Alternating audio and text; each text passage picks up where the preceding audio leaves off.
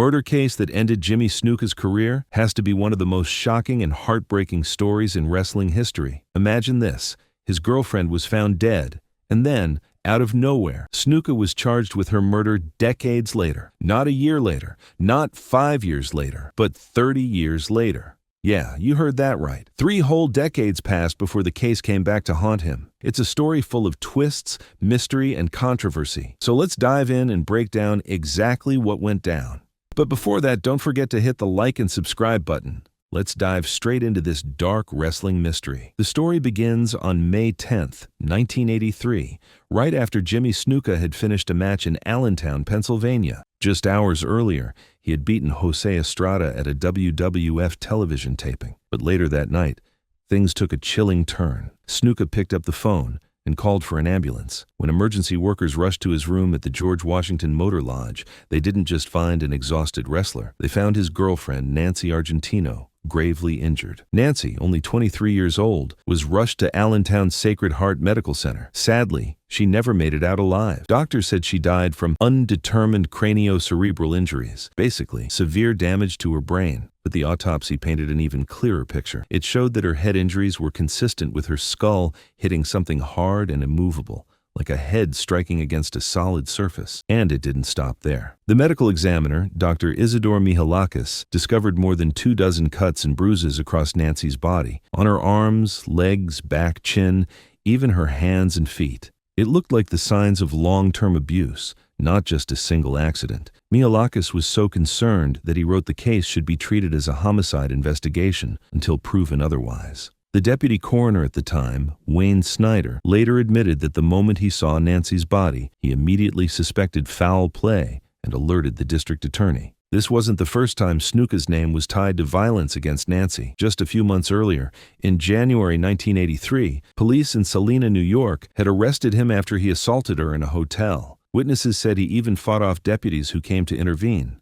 Nancy at first wanted to press charges, but then suddenly backed out. Years later, investigation files revealed a note suggesting that Vince McMahon himself tried to convince Nancy not to press charges against Snuka. That detail alone has fueled endless speculation about whether the WWF may have stepped in to protect one of its biggest stars at the time. Despite all these warning signs, Snuka was never charged in 1983. He remained the only suspect, but the case went cold and stayed open without resolution. Still, Nancy's family didn't give up. In 1985, her parents sued Snuka in civil court and actually won a $500,000 judgment against him. But Snuka never paid them a dime, claiming he was broke. For years, the tragedy sat in the background like a dark shadow over Snuka's career. Then, decades later, in 2013, the story exploded back into the spotlight. Lehigh County's District Attorney Jim Martin suddenly announced that his office was reopening the old case. By 2014, a grand jury was reviewing the evidence, and the walls started closing in on Snuka. Finally, on September 1st, 2015, an incredible 32 years after Nancy's death, Snuka was officially arrested. He was charged with third-degree murder and involuntary manslaughter. This was now the oldest case in Lehigh County's history to ever result in criminal charges. Wrestling fans were stunned. How could one of the sport's most famous and beloved stars suddenly be dragged into a murder trial decades after the fact?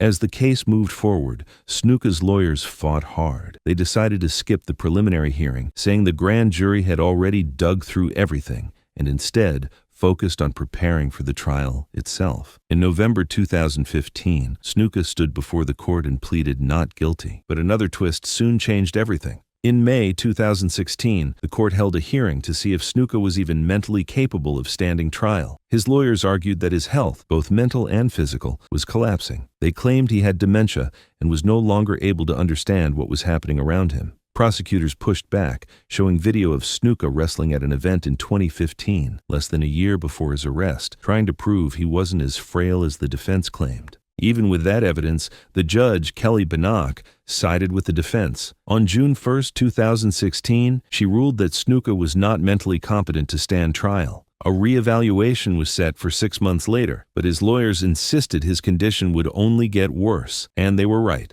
By January 2017, Judge Bannock dismissed the charges entirely, declaring Snuka permanently unfit to stand trial. And just like that, the case ended. not with a conviction, not with closure, but with a dismissal that left everyone, especially Nancy Argentino's family, still searching for justice.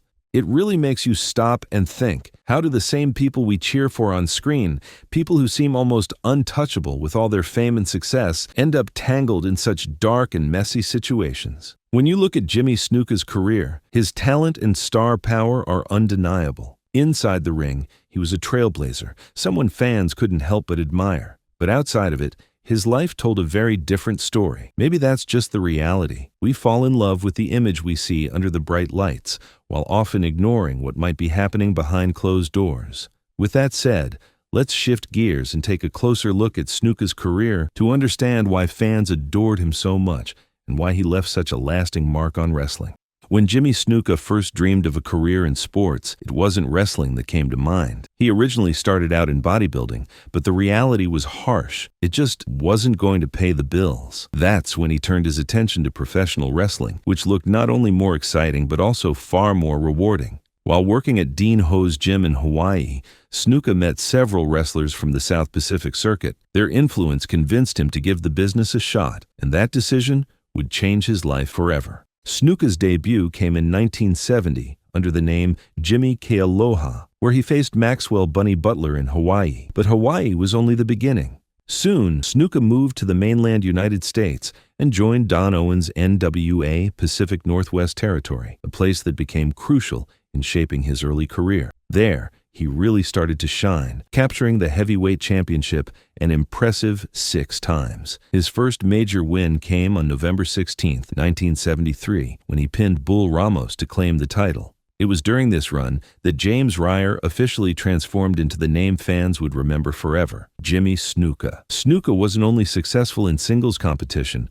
Alongside Dutch Savage, he also captured the NWA Pacific Northwest Tag Team Championship 6 times, proving he could dominate both as a solo star and as part of a team. His time there also included a heated rivalry with a young Jesse "The Body" Ventura, a feud that lasted for 2 years and helped establish both men as future stars. But Snuka's ambitions stretched beyond one territory. He wrestled across different NWA regions, including Texas, where in 1977 he picked up both the Texas heavyweight and tag team titles. From there, he went to the Mid-Atlantic Territory, where he formed a powerful partnership with Paul Orndorff. The duo made waves immediately, defeating the NWA World Tag Team Champions Jack and Jerry Briscoe in a non-title match during their first television appearance. They would later go on to capture the tag team titles by beating Baron von Raschke and Greg Valentine in 1979. Snuka's singles career also took off during this time.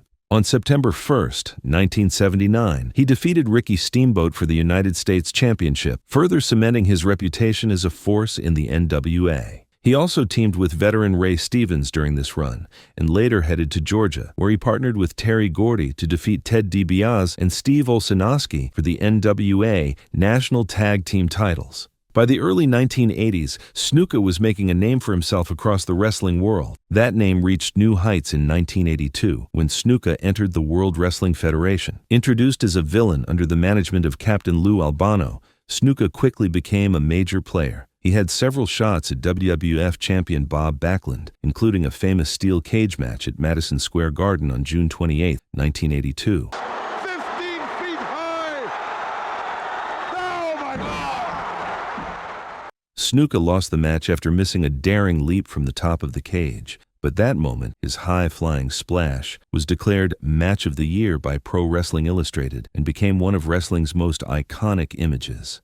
Even though he started as a villain, Snuka's electrifying style won fans over. His athleticism made him stand out in an era dominated by bigger, slower heavyweights. A storyline twist came when wrestling legend Buddy Rogers revealed that Albano had been cheating Snuka out of money. Furious, Snuka fired Albano and aligned with Rogers, officially becoming a fan favorite. From that point, Snuka battled Albano's allies like Freddie Blassie and Ray Stevens, defeating most of them and even scoring a cage match victory over Albano himself in Madison Square Garden. Then came Snuka's legendary feud with Don Morocco in 1983. It all started when Morocco interrupted one of Snuka's matches, leading to a heated rivalry that culminated in another unforgettable steel cage showdown at Madison Square Garden. Snuka lost the match, but what happened afterward made history. Instead of leaving, he dragged Morocco back into the ring and launched himself off the top of the 15-foot cage, delivering the most famous Superfly splash of his career. Thousands of fans were left in awe, including future wrestling stars like Mick Foley and Tommy Dreamer, who were in the crowd that night. Many credit that moment as their inspiration to become wrestlers themselves. In 1984, Snuka's next major rivalry came against Rowdy Roddy Piper,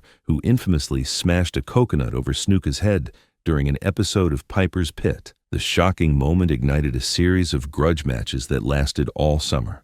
Snuka also played a small but memorable role at the very first WrestleMania in 1985, serving as a cornerman for Hulk Hogan and Mr. T in their match against Piper and Paul Orndorff. After leaving the WWF in mid-1985, Snuka traveled the world, competing in Japan, the AWA, and other promotions. In the AWA, he had a notable feud with Colonel De Beers, whose racist character looked down on Snuka for his heritage, creating some intense matches in the late 80s. Snuka eventually returned to the WWF in 1989, though his second run mostly saw him putting over rising stars like Curt Hennig and Rick Rude. He still delivered memorable moments, including facing The Undertaker at WrestleMania 7 in 1991, the very first match in Undertaker's legendary WrestleMania streak. Snuka later helped shape the early days of ECW, becoming the company's first heavyweight champion in 1992 and later its TV champion. His matches against younger stars, including Tommy Dreamer, gave ECW fans unforgettable moments during the promotion's early years. Even in his later years, Snuka continued wrestling across the independent circuit, teaming with his son, Jimmysnuka Jr., and making appearances for promotions like TNA and even WCW. His final matches came in 2015, just before his 72nd birthday. Despite his personal controversies, inside the ring, Jimmy Superfly Snuka left a lasting legacy. He was inducted into the WWE Hall of Fame in 1996 and received a Lifetime Achievement Award in Madison Square Garden in 2002. Another chapter from wrestling history closes here, but the journey doesn't end. Subscribe now, and let's keep reliving the glory days together.